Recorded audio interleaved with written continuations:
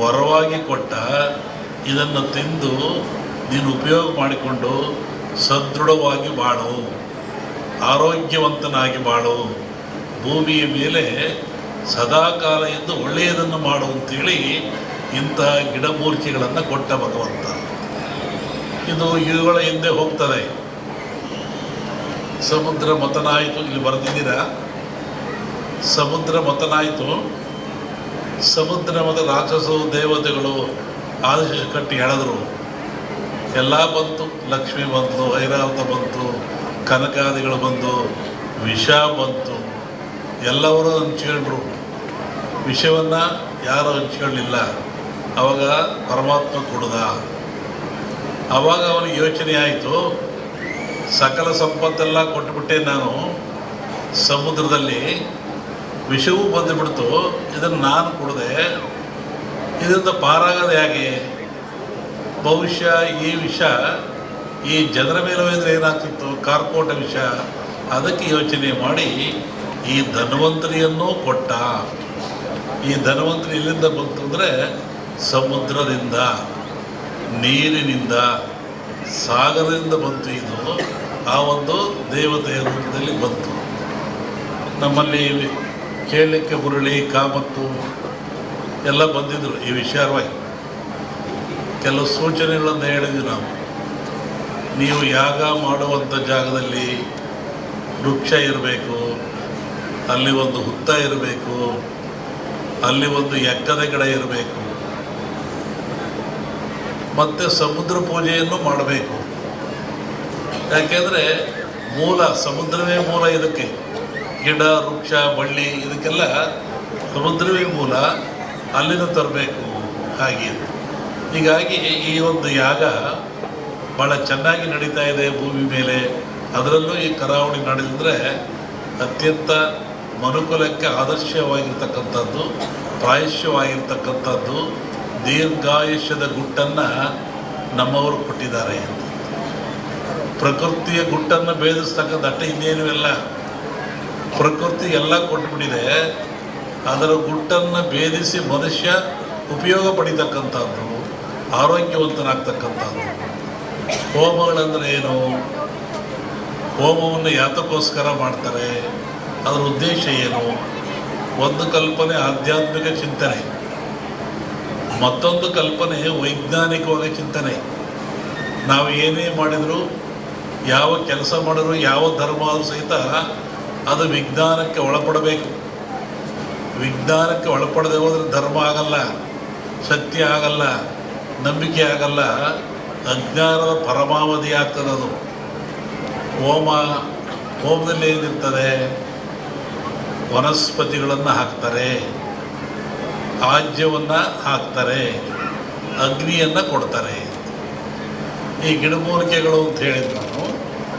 ಈ ವನಸ್ಪತಿಗಳಿಂದ ಅಗ್ನಿಗೆ ಹಾಕಿ ಹೋಮ ಆಜ್ಯ ಸುರಿಯೋದ್ರಿಂದ ನಮ್ಮ ನಂಬಿಕೆ ಅಗ್ನಿ ದೇವತೆಗಳ ಮುಖ, ಅಲ್ಲಿ ಔಷಭಾಗ್ಯವನ್ನು ಕೊಡೋದ್ರಿಂದ ದೇವತೆಗಳಿಗೆ ತಲುಪ್ತದೆ.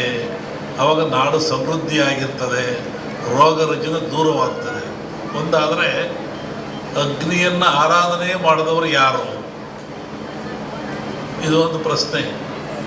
ಅಗ್ನಿಹೋತ್ರಿಗಳು ಅಂತಿದ್ದಾರೆ, ಅವರು ನಿತ್ಯವೂ ಅಗ್ನಿ ಆರಾಧನೆ ಮಾಡಿ ಪೂಜೆಗಳನ್ನು ಮಾಡ್ತಾರೆ. ಅದು ಒಗ್ಗದ ಭಾಗದಲ್ಲಿರಲಿ. ಜಗತ್ತಿನ ಯಾವ ಸಮಾಜ ಇರಲಿ, ಯಾವ ಜನ ಇರಲಿ, ಯಾವ ಕುಲ ಇರಲಿ, ಯಾವ ಪಂಥ ಇರಲಿ, ಅಗ್ನಿಯನ್ನು ಆರಾಧನೆ ಮಾಡದಿರೋರು ಯಾರು? ಅದರಿಂದ ಸುಖನೂ ಆಗ್ಬೋದು, ದುಃಖನೂ ಆಗ್ಬೋದು. ನಾನೀಗ ಒಂದು 2-3 ತಿಂಗಳು ಹೇಳಿದ್ದೆ, ಪ್ರದೇಶದಲ್ಲಿ ಮಳೆ ವಿಪರೀತ ಆಗ್ತದೆ, ರಾಷ್ಟ್ರಗಳು ಮುಳುಗ್ತವೆ, ಬಾಂಬ್ ಸ್ಫೋಟ ಇದೆ, ಜನಜಂಗುಳಿ ಆಗ್ತದೆ, ಜನ ಸಾಯ್ತಾರೆ, ಆಮೇಲೆ ಯುದ್ಧ ಭೀತಿ ಇದೆ, 1-2 ಜನ ಪ್ರಧಾನಿಗಳು ಸಾಯ್ತಾರೆ. ವಸತಿ ಎಲ್ಲ ಹೇಳಿದ್ದಲ್ಲ, ಅದೆಲ್ಲ ನಡೆದೋಯ್ತಲ್ಲ ಅಲ್ಲಿ, ಅದು ಇನ್ನೂ ಮುಂದುವರಿತದೆ ಅದರಲ್ಲಿ. ಹೀಗಾಗಿ ಈ ಒಂದೊಂದು ಹೇಳಿದ್ದೆ ನಾನು, ದೊಡ್ಡ ದೊಡ್ಡ ಜನಗಳಿಗೆ ಆಘಾತ ಇದೆ ಅಂತ ಹೇಳಿದ್ದೆ ನಾನು. ಎಲ್ಲರೂ ನಡೀತಾ ಇದೆ, ಇನ್ನೂ ನಡೀತಾ ಇದೆ. ಆದ್ದರಿಂದ ಈ ಮನುಷ್ಯ ಯಾವಾಗ ಸಹನೆಯನ್ನು ಕಳ್ಕೊಳ್ತಾನೆ, ನೆಮ್ಮದಿಯನ್ನು ಕಳ್ಕೊಳ್ತಾನೆ, ಕೋಪಕ್ಕೆ ತುತ್ತಾಗ್ತಾನೆ, ಅವಘಡಗಳು ಅವನಿಗಿದ್ದೇ. ಅದಕ್ಕೆ ಯಾವುದೋ ಬೆಳಗ್ಗೆ ನಾನು ಟಿ ವಿನಲ್ಲಿ ನೋಡ್ತಾ ಇದ್ದೆ, ಅಲ್ಲಿ ಒಂದು ಕೂತಾಗ ನಾನು ಕೋಡಿಮಠಕ್ಕೆ ಹೋಗಿದ್ದೆ, ಸ್ವಾಮಿಗಳು ಸಿಟ್ಟು ಕಮ್ಮಿ ಮಾಡು ಅಂತ ಹೇಳಿದರು. ಮತ್ತಿನ್ನೂ ಸ್ವತಃ ಕಮ್ಮಿ ಮಾಡಿದೆಯಾ ಅಂದರು. ಉಮಾಪತಿ ಅಂತ ಟಿ ವಿನಲ್ಲಿ ಹೇಳ್ತಿದ್ದ, ದರ್ಶನ್ಗೆ ಅವನು ಗಲಾಟೆ ಆಗಿತ್ತಲ್ಲ, ಅವನು ನೀನು ಒಳ್ಳೆಯ ತಂದೆ ತಾಯಿ ಮಾತು ಕೇಳು ಅಂತ ಹೇಳಿದರು.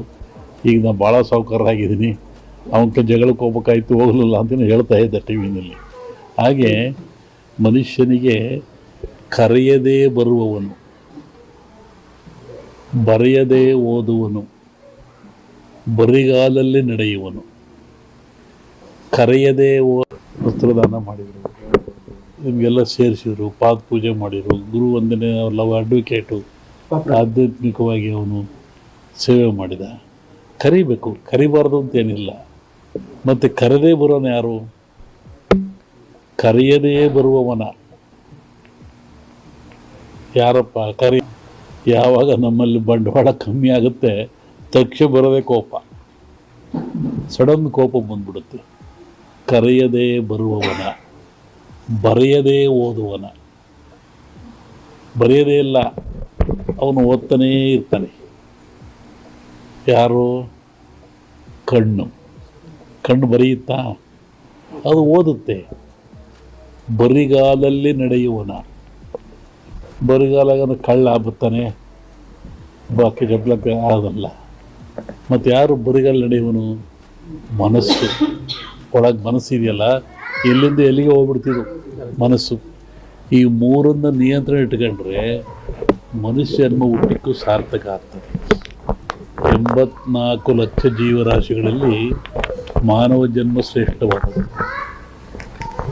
ನೀರಿನಲ್ಲಿ 21 ಲಕ್ಷ, ಗಾಳಿಯಲ್ಲಿ 21 ಲಕ್ಷ, ಭೂಮಿಯಲ್ಲಿ 21 ಲಕ್ಷ, 21 ಲಕ್ಷ. 84 ಲಕ್ಷಗಳಿಂದ ಈ ಆತ್ಮ ಅನ್ನೋದು ಬಂದದೆ.